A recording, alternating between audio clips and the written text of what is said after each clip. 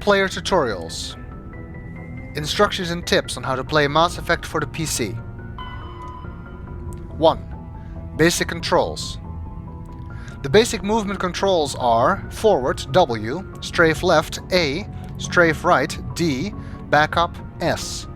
To interact with an object or character, approach and press E. To take cover from enemy fire behind an object, move forward W and push against it. Shepard will lock into cover mode with back to the object. You can slide to the edges of the object using A and D. Near the edge of an object, it is possible to fire your weapon or use combat abilities.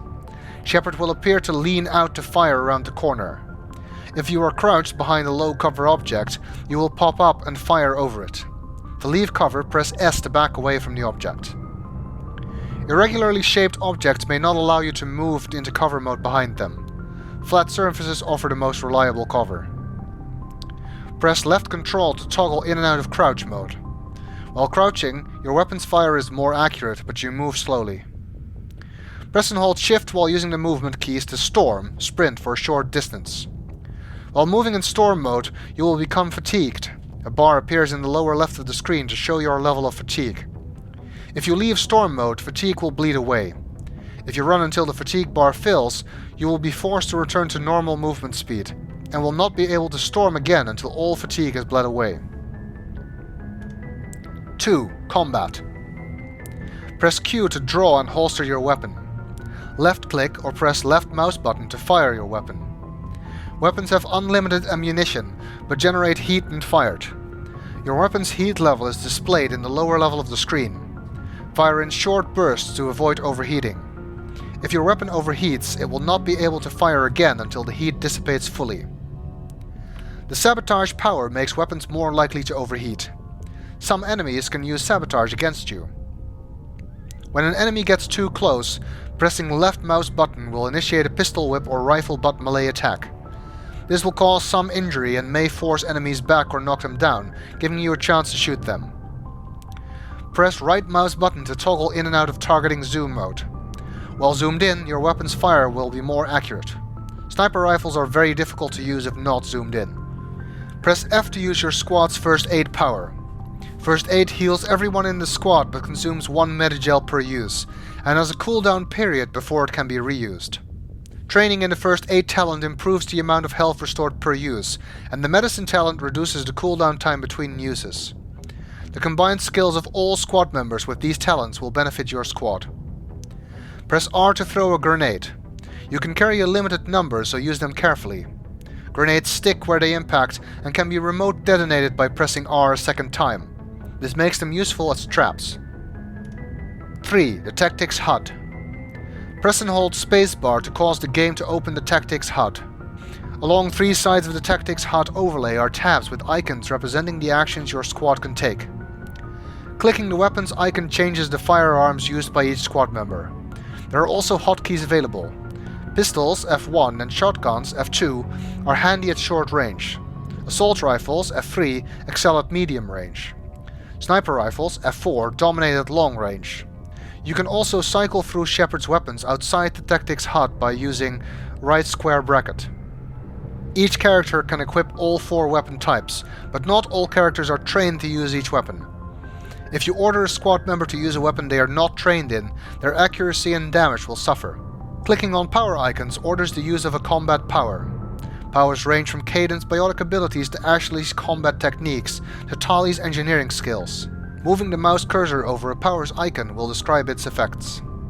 At the top of the 2 squad members' menus are 4 additional buttons that allow you to issue squad commands to them. These commands can also be issued outside the Tactics HUD by using hotkeys. Move, hotkey up arrow. Move to the location under your targeting reticule. Hold position, hotkey right arrow. Hold current position. Attack, hotkey left arrow. Attack the enemy under your targeting reticule.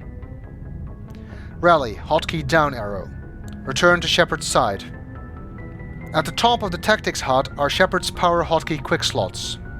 As Shepard levels up, you gain new combat powers. To add new power to your quick slots, click and drag any power icon from Shepard's tab to a quick slot. You cannot utilize your squad members' powers using the quick slots. 4. Character advancement. As the squad gains experience, they advance in level. All members of the squad level up together. At each level, characters gain talent points. Press U to access the squad menu. Here you can spend talent points to improve the squad's abilities. Remember to level up all of your squad members. On the right side of the screen, you will see a list of talents available to the currently selected character, with rows of blocks that tint green to indicate their current level of skill. Below the list is a number indicating the amount of talent points available to spend. To spend points, mouse over the talent and click on it. Moving your mouse over a talent will highlight it and display its description. While your mouse is over a talent, it will highlight and display a description of it. By moving the mouse over the individual blocks that represent talent levels, you can see the effects of each point of improvement. Blocks with icons on them unlock combat powers or additional talents. If you don't want to select your talents point by point, click the Auto Level Up button to automatically spend points on talents appropriate to the character's class. If you are not satisfied with any changes, click the Undo Talent Points button to revert all changes. Note, once you exit the squad menu, you can no longer undo. On Shepard's page of the squad menu, you will see 2 meters on either side of the character's portrait. These track Shepard's Paragon and Renegade reputations. If you act as a force for the betterment of all, you gain Paragon reputation. If you accomplish goals by any means necessary, you gain Renegade reputation.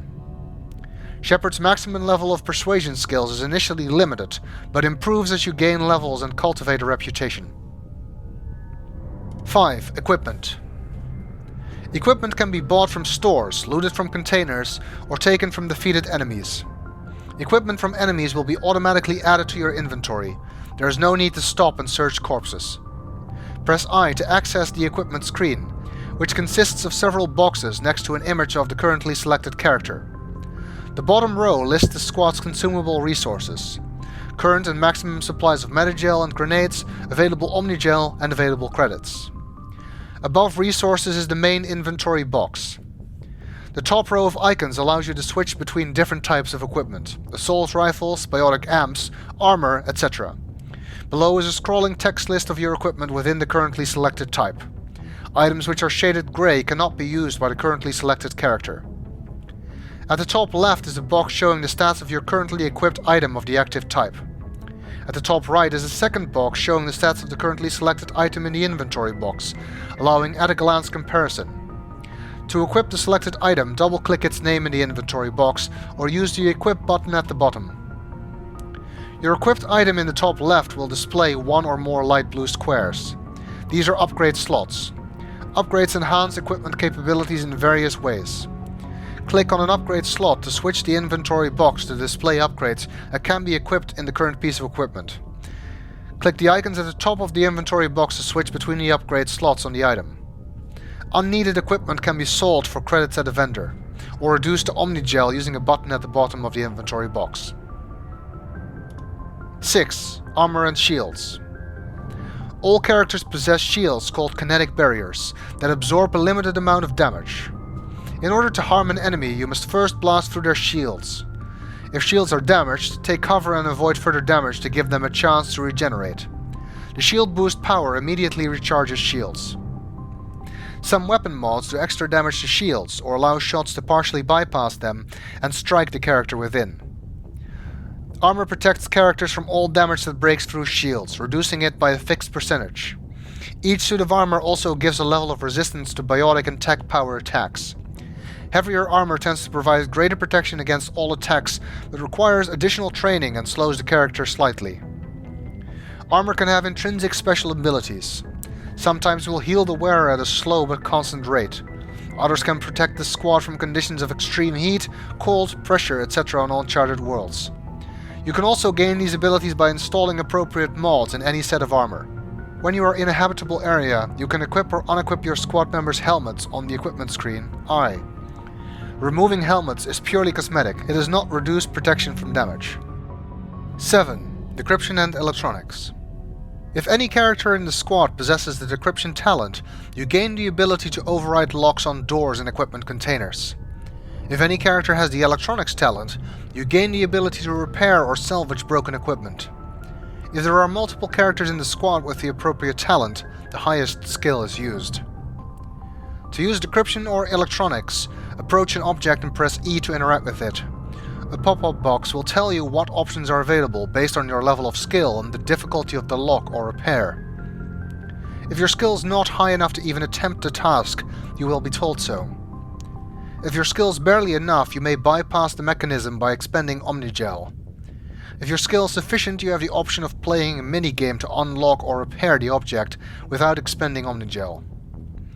In the minigame, you control a probe that begins at the bottom of the screen. It can be moved using the basic movement commands: forward, W, left, clockwise, A, right, counterclockwise, D, back, S. In the center of the screen is a countdown timer that indicates how much time you have to successfully complete the game. You must get the probe to the center before the timer runs out. This is complicated by concentric rings of obstacles representing countermeasures and broken bits. Some obstacles revolve around the center, others are stationary. If your probe hits an obstacle, it will be knocked back to its starting position at the bottom. If you fail to complete the minigame in the time allowed, you still have the option to complete the decryption or repair by expending Omnigel. 8. The area map. To view a map of your current location, press M. If you are within a structure, this displays a layout of the rooms. If you are on a planet's surface, it displays a topographical map with heights colored white and low-lying areas deep blue. On the left-hand side of the screen is a key defining the various icons you may see on the map. Not all points of interest on an uncharted world will be marked on the map initially. You will need to explore to find hidden locations. On some maps you can zoom in and out by using the scroll bar on the right-hand side. To pan across the map, hold down the left mouse button on the map and drag using the mouse. Click the right mouse button to place a beacon on the map. This will appear on your radar, allowing you to easily navigate to distant locations. If you are on an uncharted world, a button below the map will allow you to return to the Normandy. 9. The Galaxy Map. The Galaxy Map can be found on the top level of the Normandy. To direct the ship to visit a new location, approach the holographic galaxy and press E. The Galaxy Map has 4 levels of detail. When opened, you will see the entire Milky Way, with various colonized clusters highlighted. From here you can zoom in through levels of detail by using the mouse to move the red crosshairs over a destination and clicking the left mouse button. The levels of detail are Galaxy, Cluster, Star System, Planet or Ship. To zoom out, click the right mouse button. At the planet ship level, you will see an image of the location on the left and a text description on the right. If there is something of interest in the area, an action button appears at the bottom of the text description. The survey button indicates there are anomalies in the area that can be investigated using Normandy's sensors.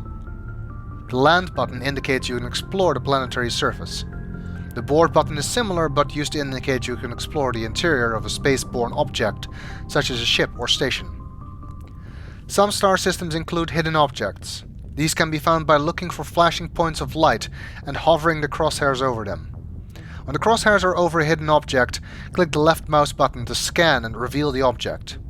Hidden objects are frequently, but not always, in asteroid belts. 10. Conversations. To speak to characters, approach them and press E. Most will open the dialogue wheel conversation interface. Some will simply respond with a comment. To select Shepard's responses, move the mouse over the option that best suits your personality and click the left mouse button. Friendly or diplomatic options are placed on the top spokes of the conversation wheel, while angry or rude options are placed on the bottom. The spoke directly to the right is a default response that is not particularly friendly or hostile. You will never miss any content by choosing the default options, allowing you to safely skim through a conversation. The spoke directly to the left is used for investigate options. Investigate options provide additional background, but are never required to advance the plot. If there are many investigation options, choosing the investigate spoke opens a sub-menu of questions. To return to the main topic, select the return option on the right-hand spoke. Only Shepard may gain the persuasion talents of Charm and Intimidate. When persuasion skills are used in conversations, they are placed on the left-hand side of the conversation wheel and distinguished by color. Charm options appear blue and Intimidate options red. If you lack the level of talent required to access a persuasive option, it will be grayed out and unselectable. Your squad members have their own opinions on the sides of the galaxy. If you hear them make thoughtful noises as you walk through an area, try talking to them. 11. Vehicle movement. Basic movement controls for the Mako are the same as walking. Forward W, turn left A, turn right D, reverse S. Press spacebar to trigger the Mako's thrusters, allowing it to jump over obstacles and enemy missiles. The thrusters propel the Mako upwards relative to the ground. If parked on a 45-degree slope, the Mako will be propelled off to one side, not straight up. Moving the mouse changes the facing of the Mako's turrets and guns, but not the direction the Mako moves in. If the turret is not facing towards the front of the vehicle, you will not be able to see where you're driving. Press E to enter and Q to exit the Mako. Exit the Mako to fight on foot or enter buildings and facilities. Press N to leave an uncharted world and return to the Normandy. 12. Vehicle combat. Use left mouse button to fire the Mako's anti-personnel machine gun. Holding down the button allows constant fire, but the weapon can overheat.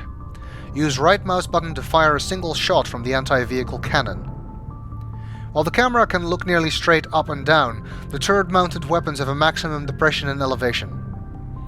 It is not possible to hit very close or very high targets. Zoom in to view distant objects using Shift.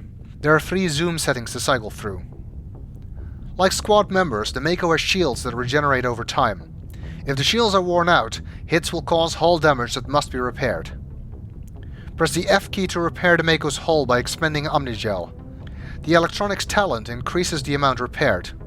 The Mako cannot move during repair, so be sure you're in a safe location. 13. Cargo Bay Resources.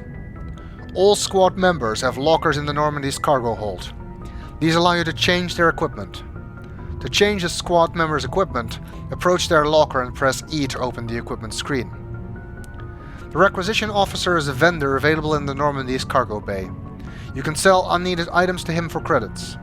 He also sells a variety of equipment. His selection of wares is initially quite limited, but expands as you discover additional manufacturing licenses.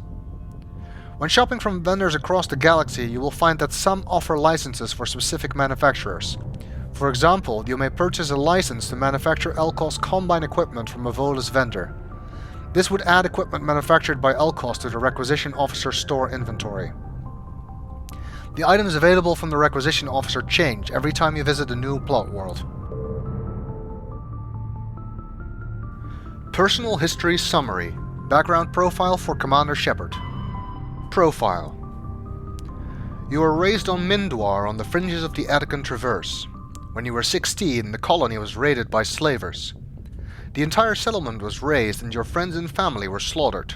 A passing Alliance patrol rescued you, but all you loved was destroyed. You enlisted with the Alliance military and were posted at Elysium. You were there during the Skillian Blitz, an attack on the colony by a massive coalition force of slavers, crime syndicates, and Batarian warlords. You rallied to civilian inhabitants, leading them in their desperate fight to hold off the invaders. When enemy troops broke through the colony's defenses, you single-handedly held them off and sealed the breach. After hours of brutal fighting, reinforcements finally arrived and the enemy broke ranks and fled. Because of your actions, Elysium was saved, and you are regarded throughout the Alliance as a true hero.